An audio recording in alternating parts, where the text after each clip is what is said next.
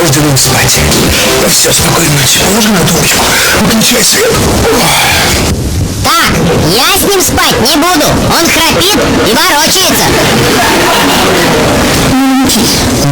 Может, ты храпишь и ворочаешься. Ну да, только Алекс тебе это не мешало.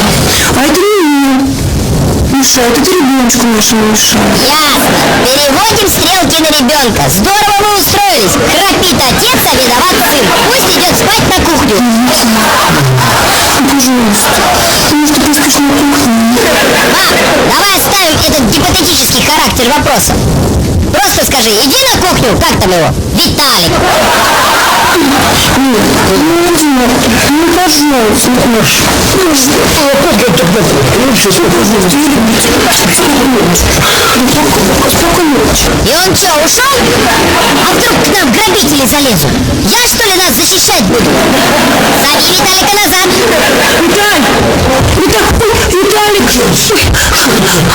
Ложись, пожалуйста, с нами, быстро ложись с нами, хорошо?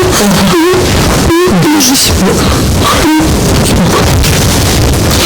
Хотя что я несу? 14-й этаж. Из всех угроз только его храп. Так, мам? Сынуля подумал и снова против обеими руками. Который, кстати, еще даже разогнуть не может. Подожди, ты же сам сказал. Я сказал? Я вообще научусь говорить в лучшем случае через год после рождения. Пусть идет на кухню. Прости меня, пожалуйста, иди. На кухню. На кухню. Прости меня, я совсем не спасибо.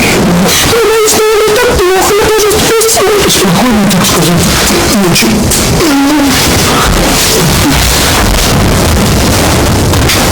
Да, а этаж-то последний. Могут с крыши залезть. Мама, зови его назад.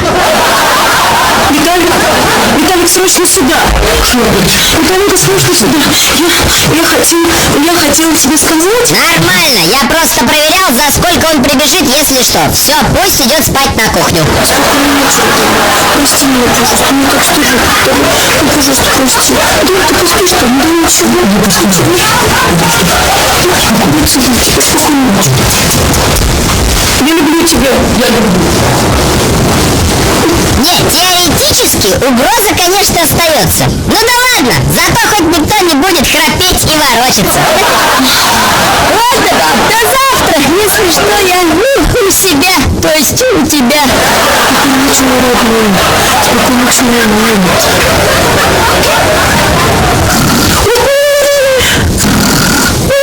Вот же, храпит и ворочается, прям как папа.